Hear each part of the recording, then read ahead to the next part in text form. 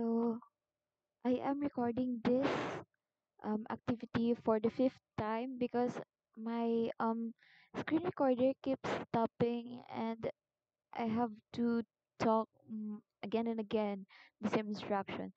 So we'll continue again. This is the excerpt 2 for module 5, which is create two VLAN. Turn here. Since we have already assigned text for each, we have VLAN 10, VLAN 20. Reminder that um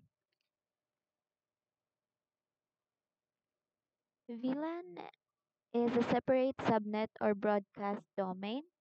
So this our VLAN 10 is separate from our VLAN 20, but they function but we will be connecting them together. So we have two types of port, which is access and trunk. The access port is assigned to one single VLAN configured for switch um, port that connect devices with a normal network. As for trunk port, it is a port that can be connected to another switch or router, can carry traffic of multiple VLANs.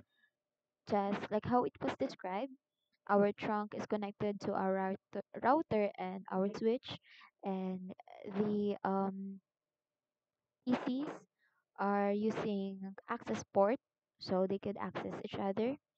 They are assigned to our VLAN. If we enter the switch, as you can see, I already type all the commands needed here. We named the VLAN, which is sale and IT. The next we assign the ports. I did them I assigned them individually, so it took some time. And then lastly is our switch port mode trunk for our um, FA5 fast internet 5, this one. Then we will proceed to our PCs. Here it's in static. We will assign our IP address, subnet, mask, and default gateway,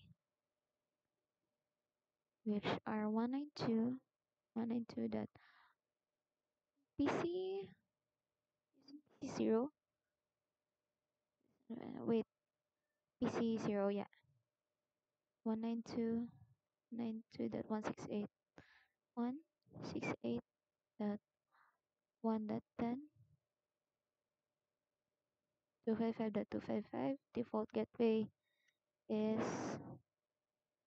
192.168.192.168.1.1. Okay, double check 1.1.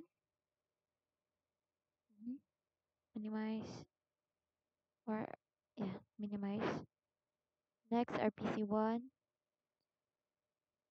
PC2 will share our PC0 and PC1 will share the same IPv4 address, subnet, mask, and default gateway since they are under the um, VLAN 10, which as you can see here, this is their assigned IP address, subnet, mask, and default gateway. So 192.168.1.10. That one that automatic. Oh, in the network. Hmm?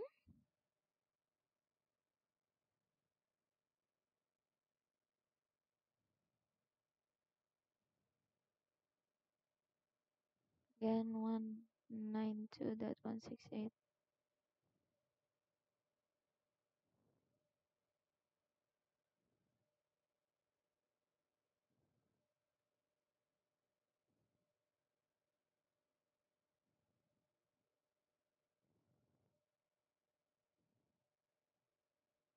192.168.1.1. Okay. Then next is invalid gateway address.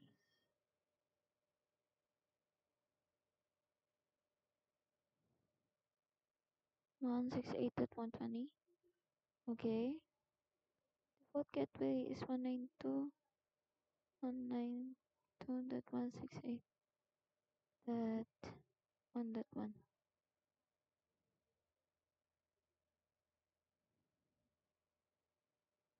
Is it showing? Oh, okay. Fix that. PC0, PC1. Next is desktop IP again, which should be 192.168.1.